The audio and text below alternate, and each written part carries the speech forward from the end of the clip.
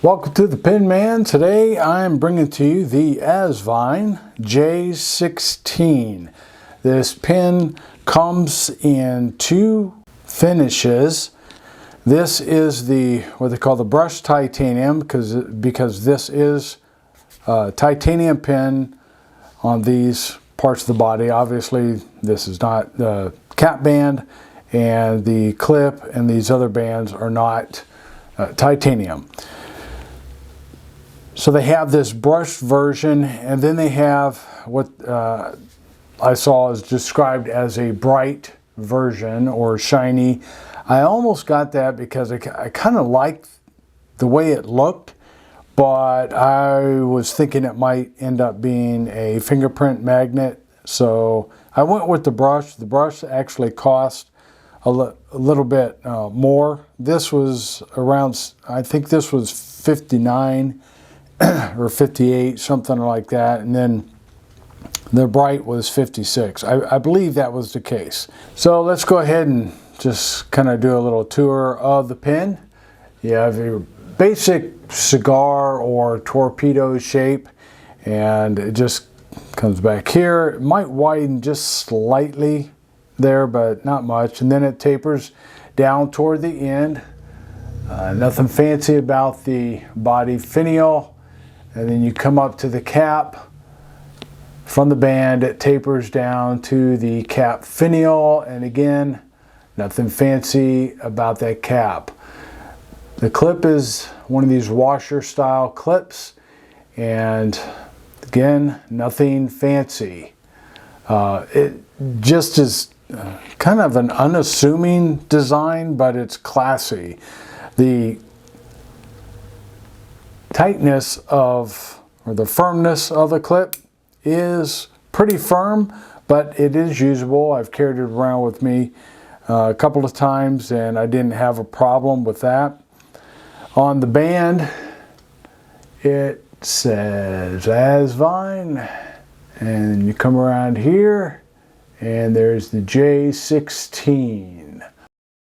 This is a piston filler, and yes, it has a piston window or an ink window, and so kind of hard to check it's full right now. I'd have to do a different angle to show you, but very effective, functional window. And I think the design on this is just, it's cool. It just fits with the flow of the pen, if you will, of the materials. There is a step down, but if you'll notice that step down is just it's a long angle, so it's really nice. It's not a sharp step down. The threads are, they're a sharper thread, not like those square threads or flat threads, whatever you want to call them, but I don't notice them. You know, when I'm writing with them, you know, hardly notice them. They're not sharp at all. The grip section is also that brushed titanium, and so it gives you a little bit of a, I wouldn't call it a grip, but it isn't as slippery as some of the shinier metal barrels can be. And then on the end of the grip, it flares just a little bit to give you that little extra grip.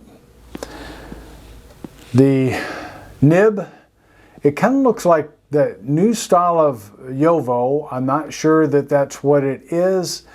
I kind of doubt it, but anyway, it's just, again, this is kind of unassuming. It just has that single line border there, and then on the back side you have a nice feed. It's not like your typical, what we call cheap plastic feeds. The pen will post. It does post securely. Oops, let me get that on there to where everything's lined up. It will post securely, but because of the metal, the all metal, and it doesn't post super deep, It is somewhat back weighted, but I don't know if it would irritate, especially if you had a bigger hand maybe, or if you write back, pull back on a little bit. Plus, I wouldn't recommend posting this because it will hold on to this, grip on to this, the blind cap here, the knob, and so you can end up turning and you could end up making a mess. So I guess if you screw that knob on a little extra tight, maybe it's not going to be a problem, but I don't really like putting that much torque on any of these parts just because you know how that can be. Mess up threads and everything else. This is a number 6 size nib. The body length from nib tip to body finial is 132 millimeters. The girth of the body is 13 millimeters. Capped, the pen is 150 millimeters, and posted, as you might guess, is a long 172 millimeters, obviously depending on how loose or how tight you post. The grip length, just in that brushed section all the way to the hilt of the nib, is 16 millimeters, and including the threads, it is 20 millimeters. The grip girth is 11 millimeters. So yeah, this is a nice size pen. I like the size. The weight, the body weight is only 27 grams, and total it is 47 grams. All right, how about we do some size comparisons? Alrighty, here is the Asvine J16 next to the Asvine P36 and the Diplomat Aero and the Lamy Safari. Here they are uncapped, and I'm noticing that the J36 or the P36 is a slightly different size. The nib, they're supposed to be a number 6 nib, but it's seems a little bit smaller unless it's further into the grip section than what it is on the J16. But I'm also seeing that the nib on the Aero is about the same size as this. Now, I mentioned earlier that this kind of looks like a Jowo nib, and I did some checking on the internet as far as what the J stands for, because with the Asvine, the V stands for vacuum filler, P is for the piston filler. This is a piston, but they're calling it a J. And so somebody said that they thought that it meant that this was a Jowo nib. It looks like their new design, but Asvine, as far as I know, has not confirmed that. So, but that would make sense because Asvine does their own nibs too, I believe, and they're really nice nibs. But anyway, so they ended up going with this nib. So maybe that's what J stands for.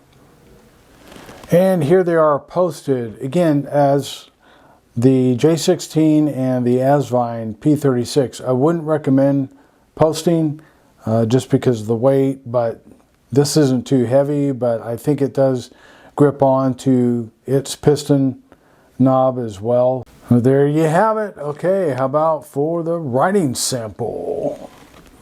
All right, writing sample for the Asvine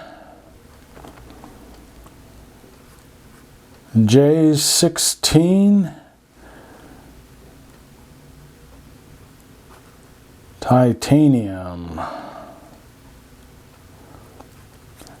This is a medium nib, and the ink that I'm using is Diamine Red Dragon.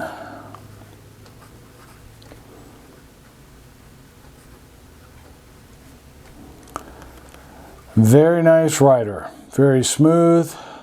I was getting real light-handed right there. Very smooth, just keeps on going. Wetness.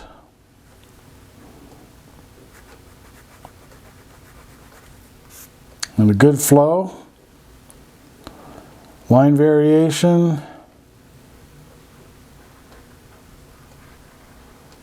You can get a little bit there. Smooth in all directions.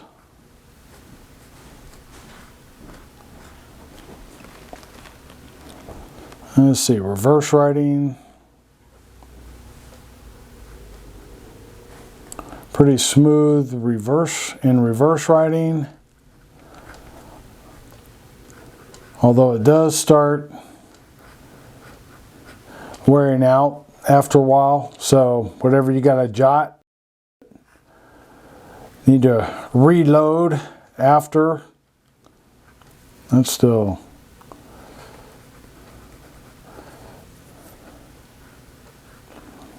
yeah, it doesn't keep going. You're going to have to write a little bit. So, but when it does have the ink flow, it does pretty good. It's pretty smooth. So, you know, just for quick little notes. But this is I would call this a very controlled nib. It's plenty wet, but it's not super juicy.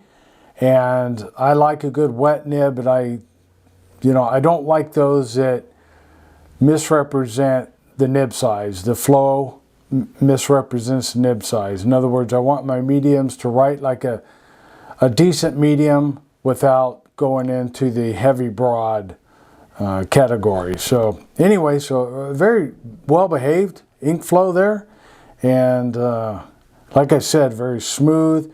It's comfortable. So there's the writing sample. How about some closing thoughts on this Asvine J16 Titanium? As you have probably guessed, I'm going to give this J16 a high recommendation. Again, this is for $60 thereabouts, maybe a little bit less, before taxes anyway, and VAT and whatever else you have to pay where you're at. I think it's a good deal, and every time I get an Asvine pen, I am so pleased with it. And I haven't gotten the V200. I'm not so sure about that one. I don't care about the way it looks, but then they come out with that new, I think it's a C2000. Is that what it is? Anyway, it's like, the thing is huge. It's got, I think I read where the grip section is, I don't know, 13 or 14 millimeters, and a little bit too big for me, so I'm not going to buy one of those. But, you know, there are other pens, man, they are just fantastic, and you just can't go wrong. They all are good writers and so forth. And this pen here, like I said, the weight is really nice, and the build, you feel good quality. It's nice looking, it's unassuming, it's subtle enough to be a nice business pen, but at the same time, you know, just even casual. It's just something a little unique, especially if you like, you know, more of a machine type look to your pens. And you know, the grip section isn't slippery, even though it's metal. Threads are good, has the ink window, you know, piston filler, so you're going to have a good volume of ink there.